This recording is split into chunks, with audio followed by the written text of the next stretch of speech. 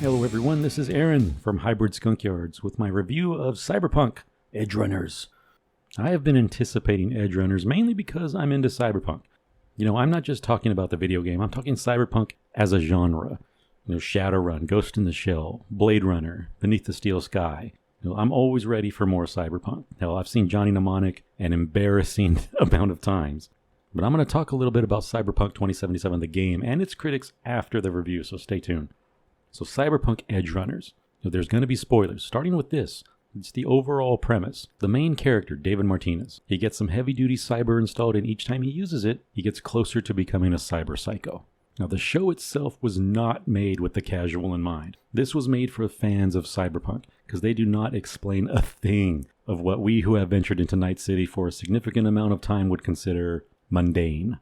How communications work, relationships between corporations, the gangs, quick hacks. It's like, why are those bullets curving? Because of smart weapons. The show expects you to be primed on the world. No time's wasted on what the fan would already know. It gets right to these characters, right to the story. And in this story, they introduce the mechanic of taking meds to integrate cyberware, which I don't remember being in the game. It was in Deus Ex Human Revolution, but I don't remember it being mentioned at all in 2077. There were meds for cyberpsychosis, but not for the rejection of cyberware in general. I could have just not read that shard. I don't know. Now, the show itself. Let's start with the intro credits. I never skipped them. And that alone says a lot. I really like the visual style of the intro. There was a lot of Persona 5 strewn about. A little sprinkling of Fight Club. And the music? Well, I'll get to the music a little later. So the animation. They leaned heavy on the dynamic neon lighting of the characters, which is to be expected considering the source material. And in some scenes it works really well, but in others it just looks out of place, because they lean on it so hard. But overall, it wasn't too distracting. This is a gory action anime, and it looks like they put a lot of effort into the battle scenes. Conversely, the quieter scenes is where they did a lot of the cost cutting. More than I'd expect in a typical anime. A lot of reused animations, a lot of slow pans over matte artwork, while copious amounts of dialogue are being voiced over it, which is usually a charming hallmark of anime that we all accept and expect. The artwork or angle of a static scene is carefully chosen to establish a mood, but they used it so much in this show it was very noticeable. Like they were really over budget and just absolutely did not have the resources to animate characters talking, or they were just really lazy. I don't know. But getting to character designs now. It's competent for the most part. And I could have done it without the Lollybait Harley clone, but she was the only traditional anime character with her facial expressions. The rest of the designs were okay looking, nothing really memorable. Faraday's design was just weird. 3 eyes on one side of his face. Okay. He was voiced by Giancarlo Esposito though, so he's come a long way since Bakersfield PD. Maine and David are where the issues pop up for me. Maine looks like the artists were referencing multiple differing character designs. To me, he didn't have a consistent look. Like one scene he was big and buff, the next he was stocky and barrel-shaped. But then there's David. And in the beginning of the show, David has a great design. He looks like a punk, and he totally fits into this city.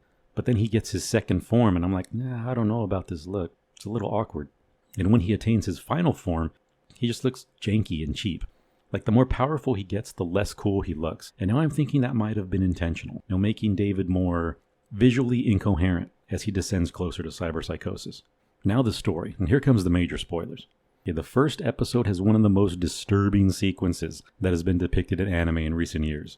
And that was the aftermath of the car crash scene, when David's mom's been ejected from the vehicle and the paramedics run up to scan him and they're like, "No insurance, leave him for the meat wagon." And being in the US, we are almost right there. It is so close to that point in dystopian healthcare that we can smell what it had for lunch on its breath. "They don't have their 10th mandated booster jab, leave him for the meat wagon."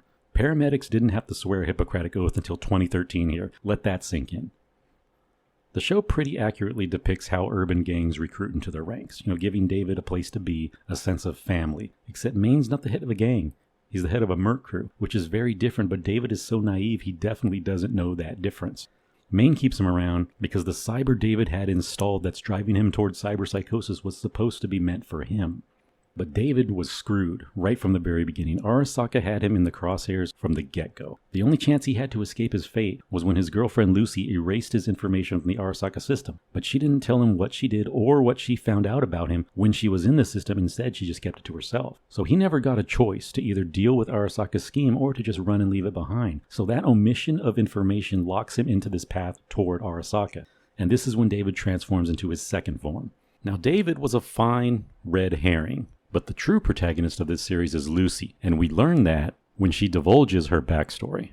So Lucy was trained from a young age by Arasaka to be a netrunner, but not only a netrunner that goes beyond the black wall, searching for old tech. But if you played the game, which this series expects you to have done, you know that's total bullshit. Because if Arasaka is training netrunners to go beyond the wall, they're doing it for one reason alone, and that's to hunt down Alt. She's the biggest threat to Arasaka at the time this show takes place. And if I'm remembering right, I think it said in the game that Arasaka's entire cybersecurity system is either named after Alt or designed exclusively to stop her. So if this anime show continues, or if they use her in a DLC, that's probably where it's going to head. Because she runs off at the end, leaving everyone to their fate. No one is the hero in this series. There's no good guy to root for. Everyone is gray. Even David's mom, who was scavenging cyber off of corpses and selling them to chrome junkies like Maine. That's this world. There's no good people. Not in Cyberpunk. Well, except Judy, but every rule has an exception. But the fact is, this story adheres to the Cyberpunk mantras of trust no one, and it's not how you live, it's how you die. And sure, David could have stayed in school with a full-ride scholarship and died in an Arasaka lab somewhere as an unknown. But instead, he went out historic, with Arasaka having to resort to calling an Atom Smasher to deal with him. So I'd say in maybe the few months or so that he had, he burned short, but he burned bright. So, final grade? I would have to give this show a C. Like my history professor used to say, a C is an honorable grade. I mean, C's get degrees, right? What dropped the score significantly for me was the music. Precious few instances of punk or metal music was used in this series. And when they did use it, it was very muted. Like during a battle scene, like you had to really listen to it. Like, is that a riff I hear? I think that's a riff. Now, I'm not dumping on the music that was in it. Some of the choices were perfectly fine, no problem with it. But to completely backseat the music that this world was conceived in, that's disrespect. And not one muscle car. A companion anime show for a game that has a facsimile of the General Lee in it and not one muscle car. So I guess we gotta hand it though to Trigger Studio. They produced a competent story without understanding the origins or the heart of the source material. The other issue I had was the phone calls.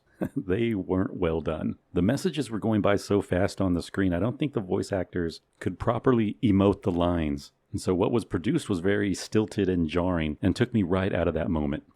Now let me close out this video by talking a little bit about the game from CD Projekt Red. And getting right to the root of what I want to highlight. Cyberpunk 2077 exposed the mutual hypocrisy and sanctimony on both sides of the woke argument/agenda. And very few paid attention to it or even noticed it because they were so backed into their corners at the time. I mean, this game has excellent stories. It has compelling characters of every color, every walk of life. Straight, gay, trans, in this melting pot of Night City. It didn't feel forced or shoehorned. This is what the woke cult wanted. Yet they were very muted about it then and remained conspicuously silent to the moment of this upload. This is also what those opposed to the woke wanted. Good stories without forced diversity or blatant representation. This is what both sides claim to have wanted. Cyberpunk 2077 delivered it, and in doing so, broke the narrative of both sides and exposed them as the mutual bullshitters that they are. Because on one side, we have the woke clinging to their sanctimony, pushing an ideology they don't believe for the sole purpose of job security, entrenching themselves in an industry where they're not welcome. And on the other hand, we have the same sanctimony, enacted by demagogues on live streams crying about how we just want good stories. But when CDPR gave it to them, they blinked. Because they weren't the right kind of stories.